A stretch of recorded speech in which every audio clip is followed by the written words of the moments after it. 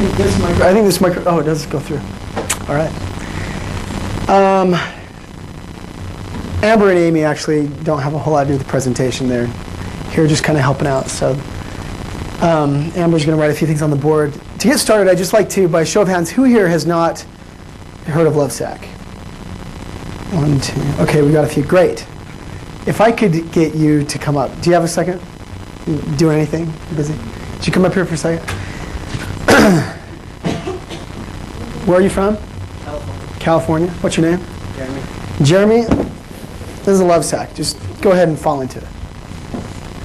What do you think? Kick your feet up. You might want to turn this down just a little bit because I get pretty loud. What do you think? Not too bad? Is it what you thought it'd be? Is it any different? Is it kind of what you expected? I Didn't know? Any comments on the product? It's soft. Think it's soft? All right, good enough. Thanks a lot. You got it?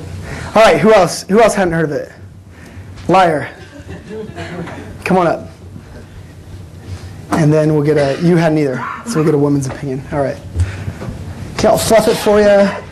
This is kind of the experience you get when you go to the store. Look at this service, man. Fall in. Kick your feet up. There you go. I just want you to observe. I want all of you to observe just their reaction, all right? So just make sure you pay attention on through. All right, thanks a lot. All right, and you. Who are you? Where are you from? My name is Rebecca. I'm from Wisconsin. Excellent. I didn't ask him. I wasn't interested. Sorry. Just kidding. Forgot. Rebecca, have a seat. What do you think? Squishy. Kind of squishy? All right. Don't worry, you don't have to compliment it. I just, Yeah, you kind of fell back into it weird. But anyway. All right. Thank you, Rebecca. What did we notice about the reactions? Can anyone tell me some observations? They relaxed. It's very simple. Everybody smiled. There you go. That's exactly what I wanted, believe it or not, and I didn't even plant him in the audience. Every time I do this, and I do this quite a bit now, believe it or not, get the same reaction. Everybody that sits in a LoveSac for the first time smiles. Whether they, even if they just hear the name for the first time. You say the LoveSac and you either, you have some sort of a dirty thought or a funny thought or you think it's cute or whatever, but it makes you smile and the product makes you smile. And it was at that moment that I finally realized there's a business here. And I'm going to tell you today, my speech is entitled Business Backwards. And I'm going to tell you very simply my story, just kind of how this thing came about. Now, believe me, from the very outset, this thing is as simple as it gets. It's a bag full of foam. It's not rocket science. I don't pretend to be some sort of genius. Okay, it is what it is. And it's evolved into something great. Right now, LoveSac has almost 50 stores nationwide. And we'll probably do about $30 million in revenue this year. And that's after about 2-3 years in business, growing about 300%, and it's not going to stop. And I hopefully, as I tell my story, and at the end I do a summary of just where LoveSac is going, I'll help you understand that. Because believe me, at first glance, it's the dumbest thing ever made. And I fully admit that. And so here's kind of what happened. On the board, will you write those? Or It's dead. The We're waiting marker's for dead? another one. All right. We'll get that. On the board, there are going to appear 4 things. And this is basically the, here, let me have that just for a second. No, in your hand. This is basically the premise for Business Forwards, okay? This is what you learn in business school. This is what probably half the people in this room are learning right now.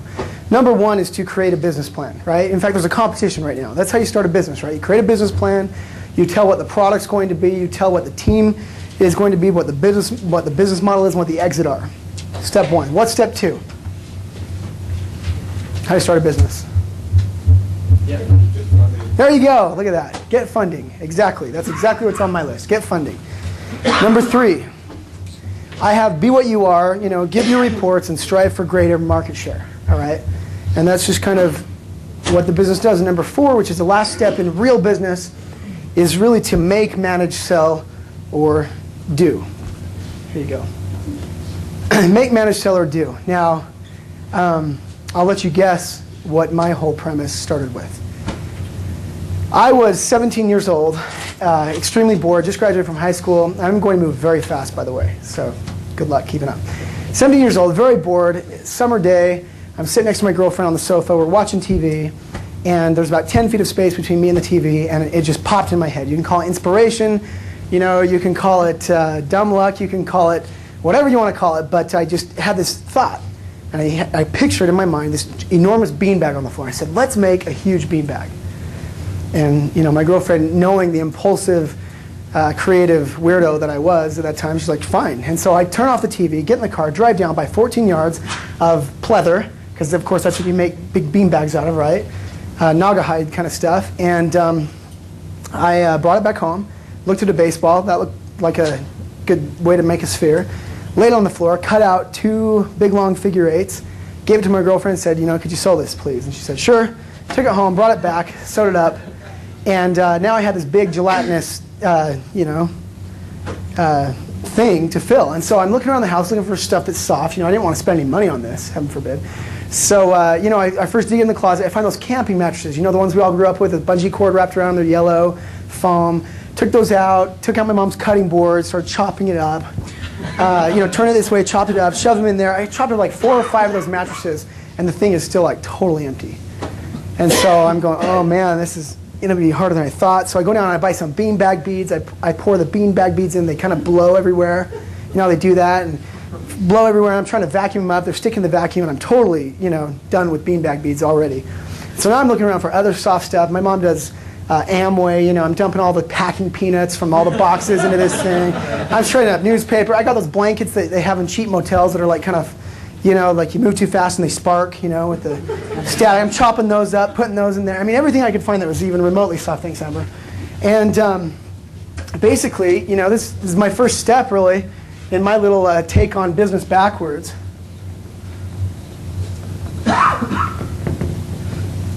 Is, number 1, is to do.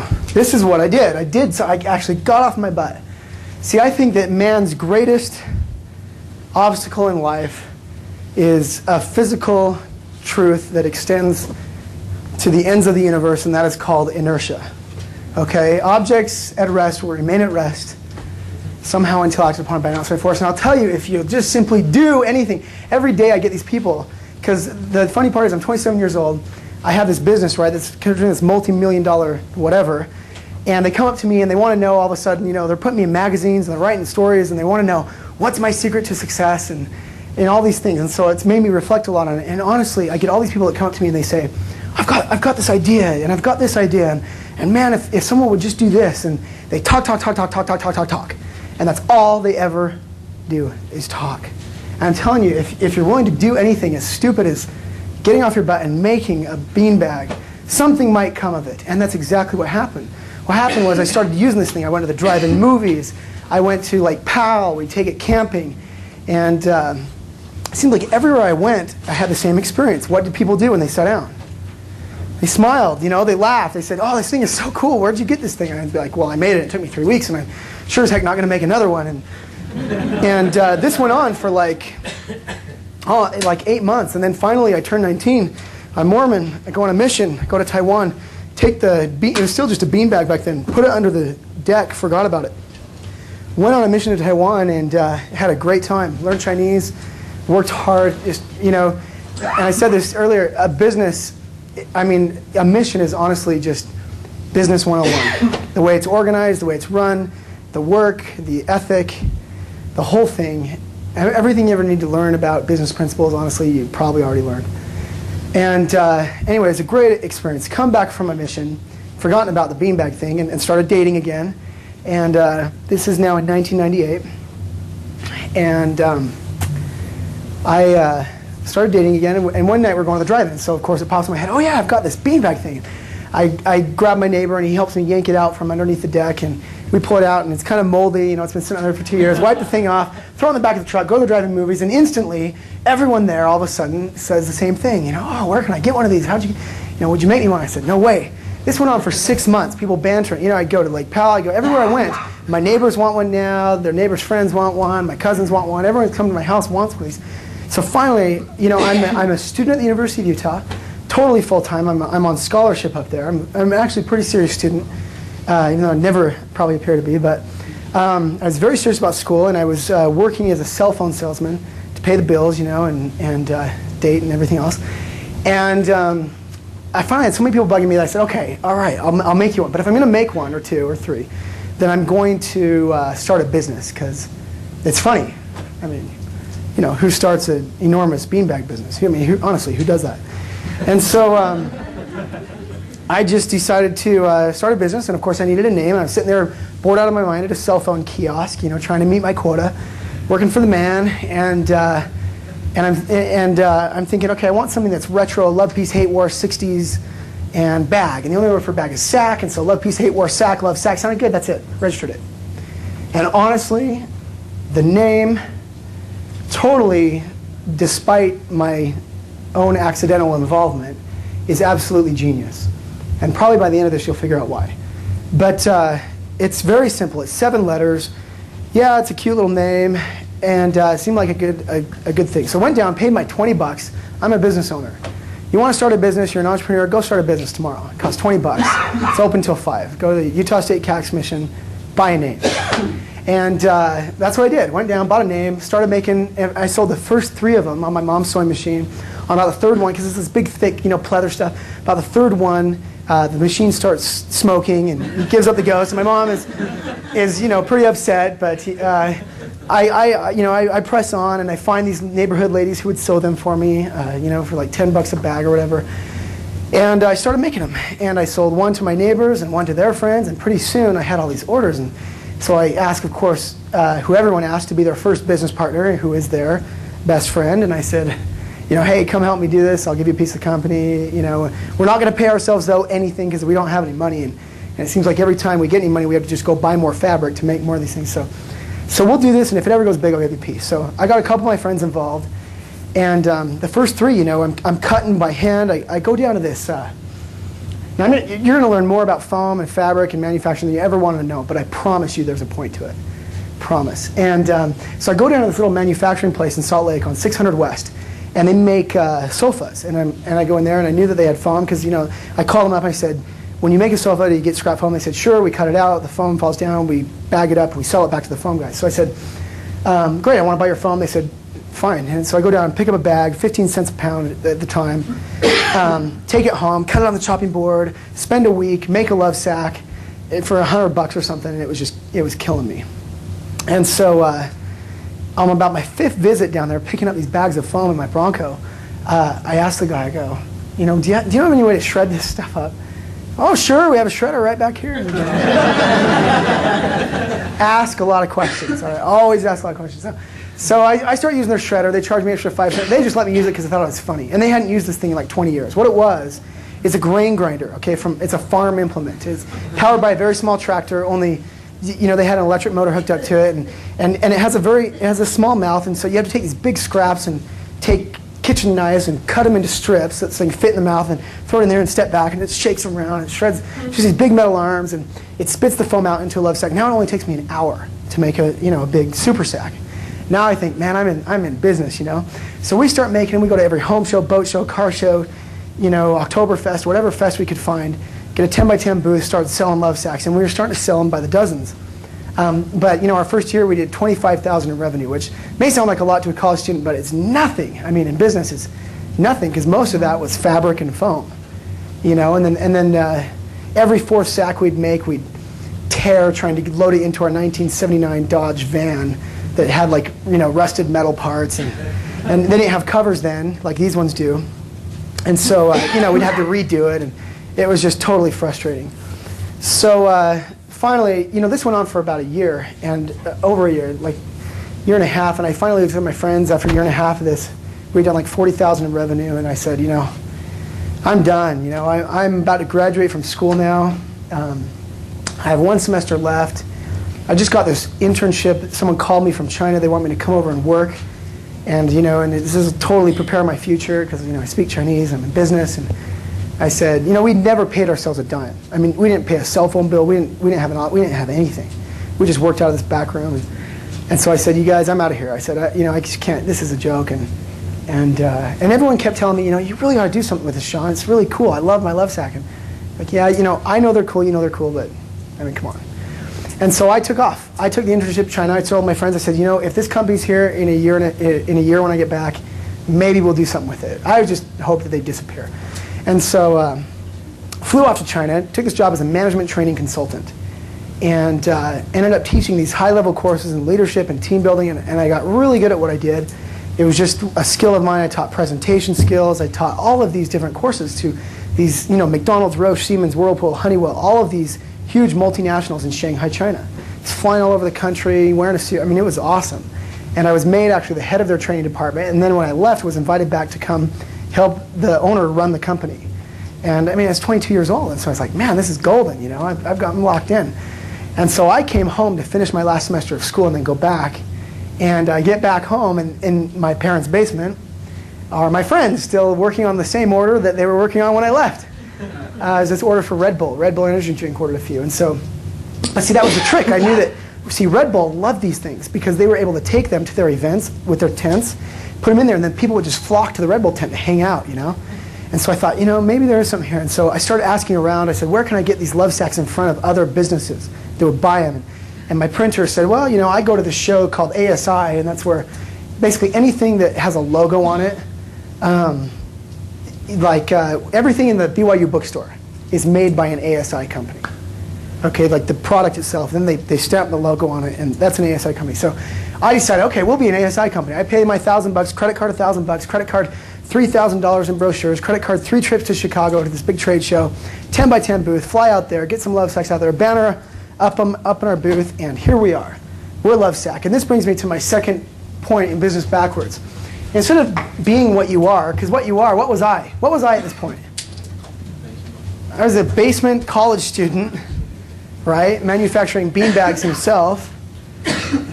Poor as a church mouse. This is a Seanism that I live by. And you can take it for what you want. Be what you will be, not what you are. I went to this Chicago trade show, and I was the biggest beanbag manufacturer in the world. And we could do anything. So we show up, and we have all these people that are interested. We have, Budweiser, Barnes and Noble, all these companies that are interested in putting their logo here. The Utah Jazz, whatever. Put your logo here, kind of thing. And we had all this interest, but then the show was over, and no one bought anything. And we fly back home to Salt Lake, and I was now $4,000 in debt, and about to graduate from college, and didn't think much of it. Thought, oh well, it didn't work, and I was kind of glad because now I was validated. Okay, aha, see, it didn't work. Now I can quit and go do something else. My phone rings as I'm working down at the little LoveSac factory, finishing an order or two. My phone rings, and it's this guy. He's from the Limited 2. The Limited Corporation? The Limited 2 is a little store for little girls. They sell pink and purple stuff for little girls' clothing and bedroom. And he says, I want 12,000 of your LoveSacs in 5 months for this price and out of this fabric. And he FedExed me a piece of fabric. And of course, I, on the other end of the phone, in this back room of this little furniture company, LoveSac corporate headquarters in my pocket, said, sure, this is what we do. We're the best beanbag manufacturer in the world. No problem. Hang up. And I took the order. I mean, until anything was signed, it didn't matter anyway. So I start. I get this piece of fabric in the mail, and I start calling all my fabric guys, right, who were selling me fabric. And I called them all, and I couldn't get a hold of any of them. And I get their secretaries, and I said, well, where's Joe? Where is everybody? And they said, well, he's in High Point, North Carolina. It's the largest fabric show in the country. It's Thursday at noon, by the way, at this point. I'm down in the little factory, and it ends tomorrow. And so I said, oh. So I hang up the phone, drive straight to the airport, buy a plane ticket, last flight out to Raleigh, North Carolina, rent a car, sleep overnight, rent a car, get up in the morning, buy a shirt, tuck it in, walk through 6 stories of a huge fabric trade show. Again, being being Sean Nelson from the LoveSac, company or whatever. And I'm walking around, and I've got all these guys trying to sell me fabric, and I'm just looking for this purple fuzzy fabric with little silver specks in it, because that's what they sent me. And I'm looking all over, and honestly, I could not find it. I'm looking at fabrics from Korea and China and the Middle East and in Argentina, and I cannot find this fabric. And I'm like, if I can't find it here, And I know it's cliche, but end of the day, Friday afternoon, the show's closing up.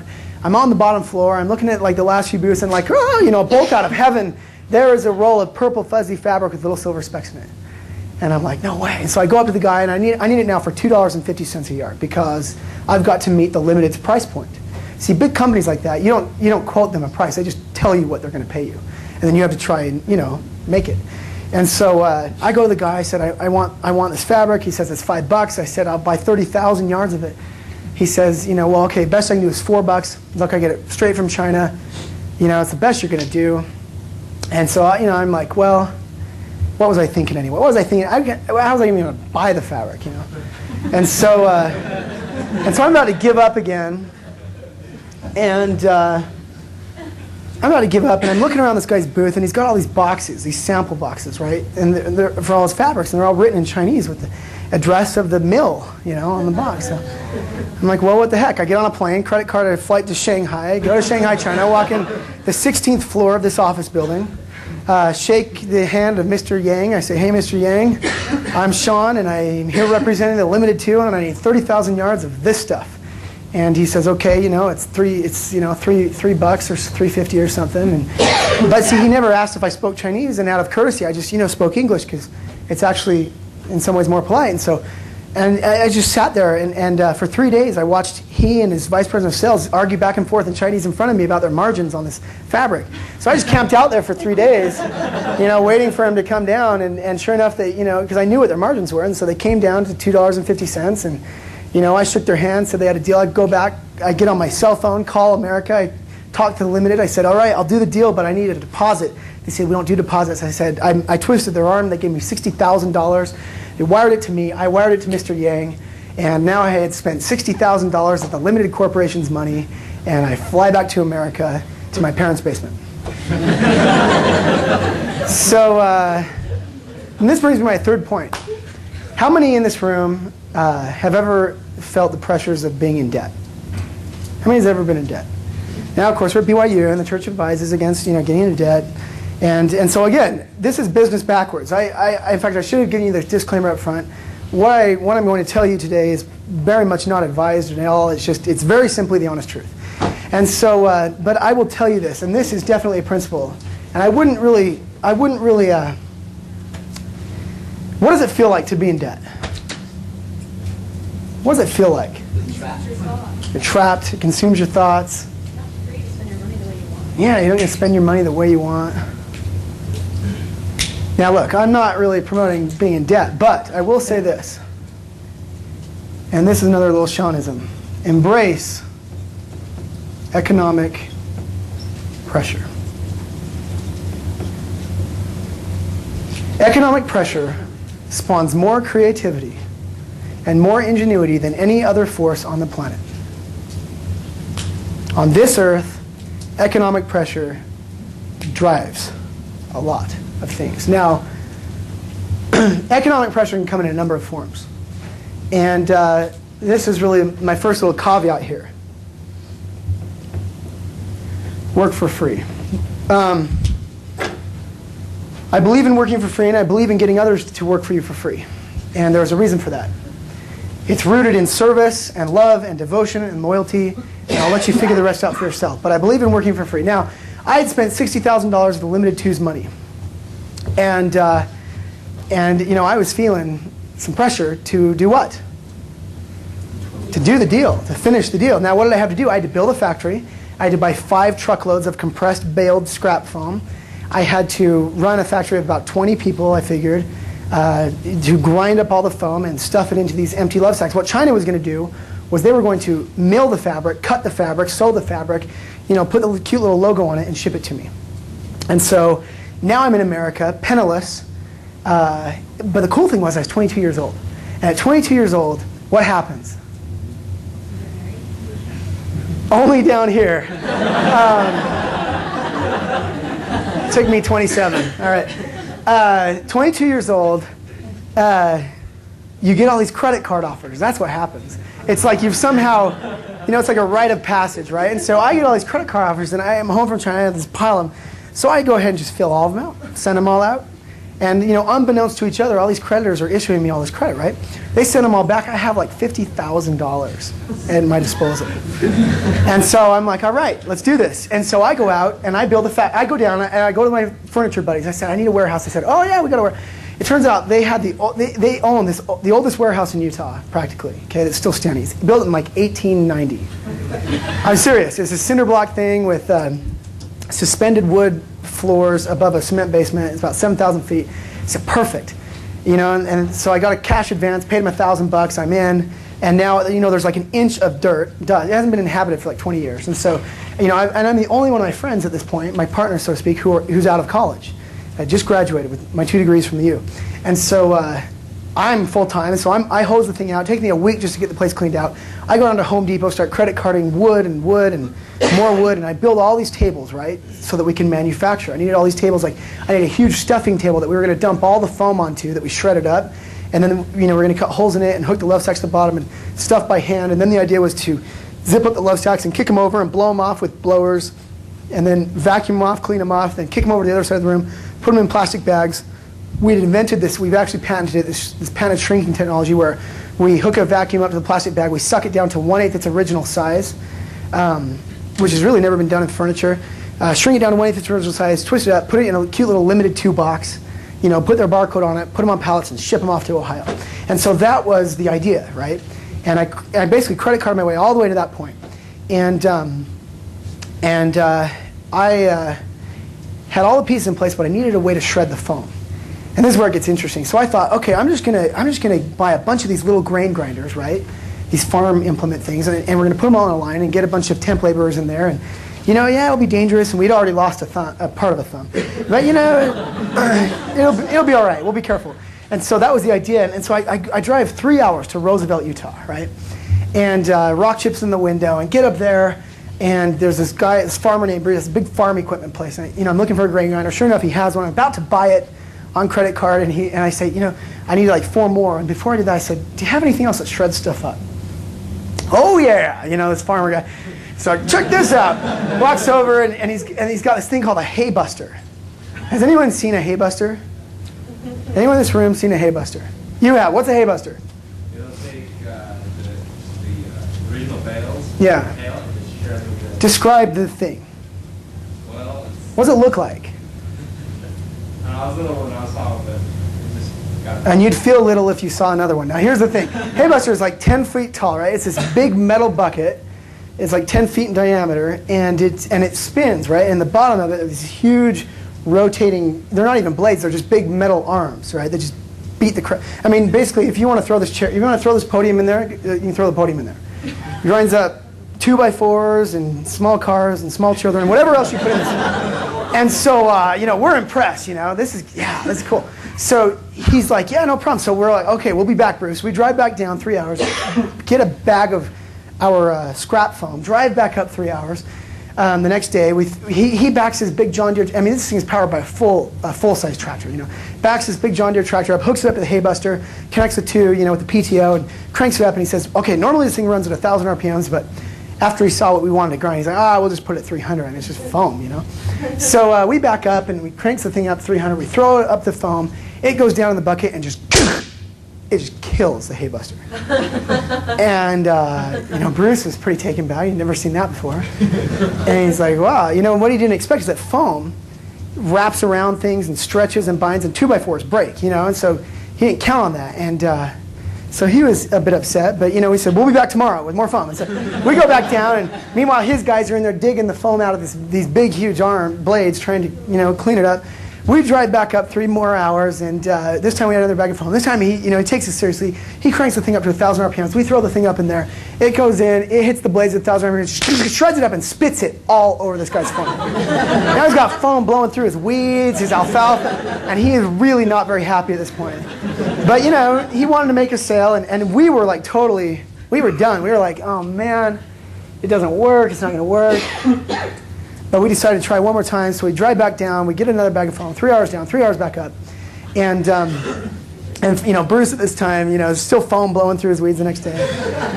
And there's 2,000 miles on the car later, and This time we had the idea, let's take a blue tarp and we'll take those orange clips, right, from Home Depot. We'll clip the tarp to the top. We'll put the foam in there away from the blades. We'll crank the machine up. The foam will come around, hit the blades, and we'll see what happens. So this is what we did. We fired the thing up. It went around, got in the blades. The whole machine's shaking at 1,000 RPMs, and you know, we're hoping it won't break. And all of a sudden, foam just starts spitting out of the conveyor belt. And me and my buddy are like kissing each other. What are you doing?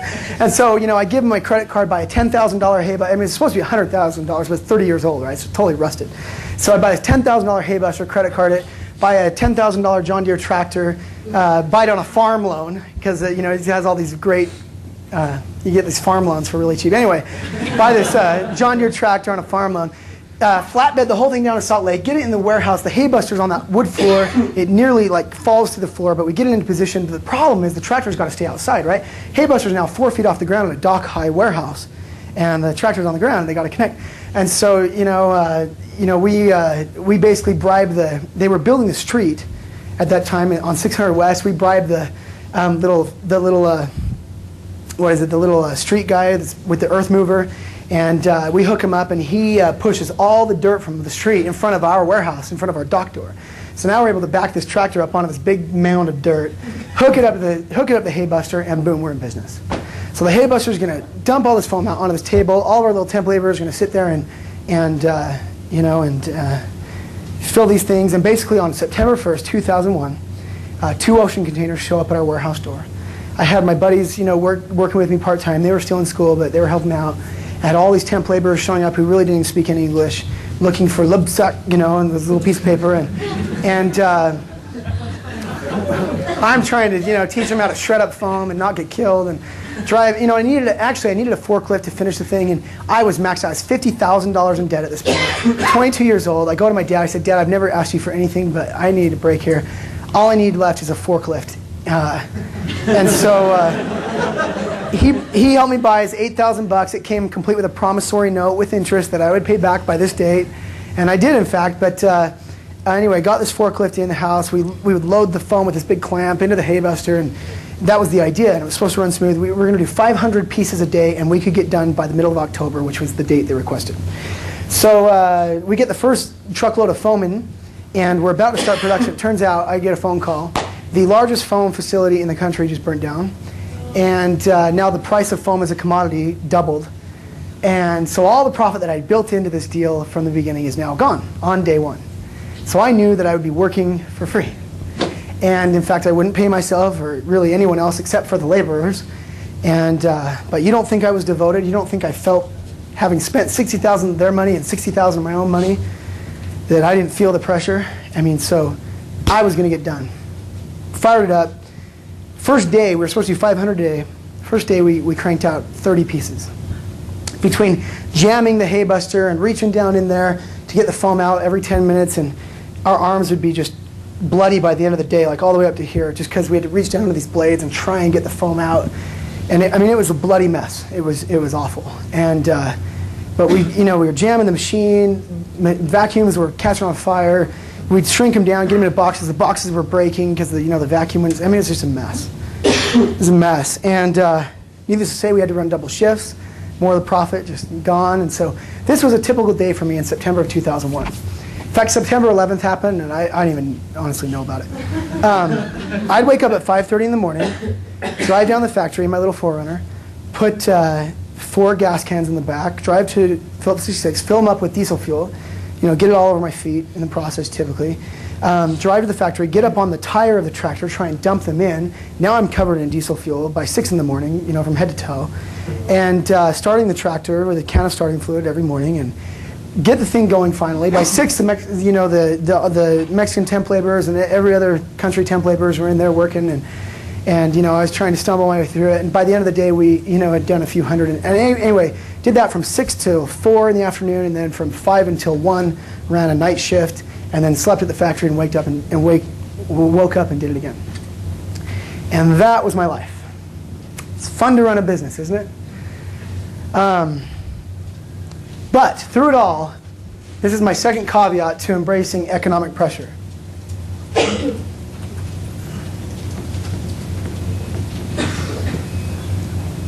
This is another Seanism. There is always a way. All right, there is always a way. We completed the deal on October 15th, 2001. Shut the doors on the last truck. I was now $50,000 in debt, owned some farm equipment on loans, had a few now full-time employees, and no customers because I hadn't been out selling. I was emotionally and physically and mentally just destroyed. I was just done. I mean, I was collecting all the bills, trying to twist the limited's arm to pay us on time so I could buy more foam and complete the deal and pay my people. And I mean, I was just done. I was totally done. And my cousin came to me, this undying optimist. He says, you know, Sean, I can sell these things. Let's go out and do this. And so he sets up an appointment with R.C. Willey. We go to R.C. Willey. They laugh at us. They told us they sell like 10 bean bags a month, and it's not even worth them, you know, the time it would take to listen to us. We go to American Furniture Warehouse. You know, we're like, it's not a bean bag. You know, we shrink them down. You can stock all these in your back room and all these things. And, you know, they laugh at us and tell us they don't want it. So we get back to Salt Lake feeling totally dejected. You know, it's an 8-hour drive to Colorado, American Furniture Warehouse. And, but again, you know, we had this economic pressure just driving us. And so Trey says, you know what, if the limited can sell them, we can sell them. Let's open a store. Let's open a mall store. I said, are you crazy? You know what the rent is in those places. And he's like, you know, I don't care. Let's go do it. And so he goes to the Gateway, which was under wraps at that point in Salt Lake, and no one knew what it was. It's dining or shopping or what. He goes there and, you know, he pitches. He says, you know, here we are. And, you know, Gateway laughed at him. They're like, you know who we have Abercrombie, The Gap, Banana Republic, and you're who? And you want to sell, well, not bean bags, but, you know, we want to sell shirts with our logo on. And, you know, that's like, right. And so they kicked us out. Go to the Crossroads Mall in Salt Lake. They teased us with a space, and then they gave it to the Christian Science reading room over us. And so on October 31st, 2001, finally, we get a phone call. I'm at lunch with Trace, my cousin, and we get a phone call. It's Tracy James from the Gateway. And he says, look, guys, I'm going to make you the deal of a lifetime. What he didn't say is that basically the Gateway was empty. I mean, it wasn't empty, but it had some empty spots. And the Olympics were coming, and cameras were coming, and their opening day was coming, and they needed to look good. So he says $1,000 a month, and just give us 10% of whatever you sell, and I'll kick you out in March after the Olympics are over. And so we said, well, it's better than nothing. Yes, Tracy said. So we go in. As we're leaving his office, signing the lease, he says, look, guys, just please do a professional display. Don't throw a bunch of beanbags on the floor. So, you know, we decided now we're going to max out Tracy's credit cards, and we are going to, if we're going to do this, we're going to do it right. We're going to look like a chain store. So we get the carpet, the posters, the paint, the music, everything, and we look like a chain store. We open the doors on November 17, 2001, and just hoping that people wouldn't laugh at us. We just wanted to sell 1 sack a day. It would pay the rent. We'd calculate. We'd finally get to pay ourselves $5 an hour if we worked in the store 12 hours a day. And so it was great, right? This was like the light at the end of the tunnel. We opened the doors. A month, 5 weeks into it, we had done $120,000 in sales. We were out of every T-shirt, every hoodie, every LoveSac, every cover, everything on Christmas Eve. We had a line out the door. Our little factory was making them one at a time, bringing them over. But no one knew it, right? Because they were just coming from our warehouse. And you know, we were being what we will be, which is a national retail chain. 10 days into it, kids, you know, these kids show up. They want to buy a franchise. They, you know, Trace gives them my card, says, "Call this guy. He's the head cheese." I run out the door. They call me up. You know, I said, "Yeah, you're in a Salt Lake location." I said, "Sure, we sell franchises." You know, I call up the only attorney that I know. I said, "I need a franchise document." He says, "It'll take 3 months and 30 grand." I said, "I need it in 10 days for 15." He gets it in 15 days for 15. We get a franchise sold. We sell. We open a store every 2 weeks since the day that we opened our first store. We're almost at 50 stores now, and we're going to do 30 million or plus this year. That's the LoveSac story. Now this brings me, okay, and I'm going to wrap this up. Stick with me if you can. This brings me to my last point. Well, my last little string of points. My fourth little thing, as you might guess, is, well, you wouldn't guess probably, bold recognition. I get asked all the time, what is my recipe for success? And I say that it is contained in a hyphenated word, which is self-awareness. Bold self-awareness. And not just about me, not just about what I'm bad at, so I can bring in attorneys and accountants and, you know, professional retail people to make it look good, but also about the company. Now, and this is where I ask the final question. What is LoveSac? You've heard the story, and I have my opinions, but what is LoveSac? What's LoveSac? What is it? What? Brand. It's a brand. I like that. What else? Product that makes people feel good. Product that makes people feel good. I'd say it's pretty innovative. It's pretty innovative. If I would have asked you this question at the very beginning of the meeting, if I said, what is LoveSac, what would you have told me? Beanbag. There you go. Why do you think we put that poster up? It's not a beanbag, right? It's not a freaking beanbag. I'm a BYU. It is not a beanbag. It's not a beanbag company, okay? Let me tell you what LoveSac is, in fact. It has nothing to do with a beanbag at all. Number one, it's an experience. As we showed you at the very first of this thing, every time someone sat down, they smiled. How many products do that to you? The store, you go in the store, the music's a little bit too loud. Now, let me excuse the Provo store. It's a franchise, and it's a poor representation, and it's going to change this year, I promise. Go to a Salt Lake store, you can see what LoveSac really is, or go to California. But anyway, I'll just throw that out there, as brutal as that may sound. But the bottom line is, you go into the store, the music's a bit too loud, okay? It's a bit crazy. You're going like this. Everyone kind of goes like this when they come in the store because it's grooving. And when you get people going like this, how can they say no? And if you think I'm kidding, check my balance sheet. All right, one, it's an experience, okay? Number two, LoveSac is a retail concept. What's a retail concept? Put very simply, it's a store. Here's a mall, there's a store. We own that lease, okay? Beverly Center, California. Gateway Mall, Salt Lake City. Chicago, Galleria. There we are, not only in the mall, but mainline. How many retail concepts are there in the world? China, everywhere. How many? 1 million? 10 million? Think about it. From mom and pop furniture stores to the Gap. How many different kinds? 10 million. How many would the Beverly Center in California even allow into their mall? 400 maybe? How many would they allow mainline? Gap, Banana Republic, BB, LoveSac. 6 months after opening our first store, there we are. We own the lease to this ground. Once I'm in there, what can I do with that space? Exactly. I've got 1,000 people walking by a day, right? I've got great designers. I've got great products. What can I do there? Let me tell you about a little company that began this way. Their concept was to be a record store that would sell jeans. They've been around for 30 years. Who are they? The Gap. They don't sell records. They don't sell very many jeans. Mostly khakis and whites. A retail concept, man, with the right design and the right creativity, can do whatever it wants once it captures that real estate. Number three, LoveSac, someone said it, is a brand. How do I know this? I know this because we sell, as many hoodies as we do LoveSacs. I know this because when we're talking about promotional vehicles, someone says, let's wrap a Hummer, let's wrap a truck, let's wrap a car, let's wrap this.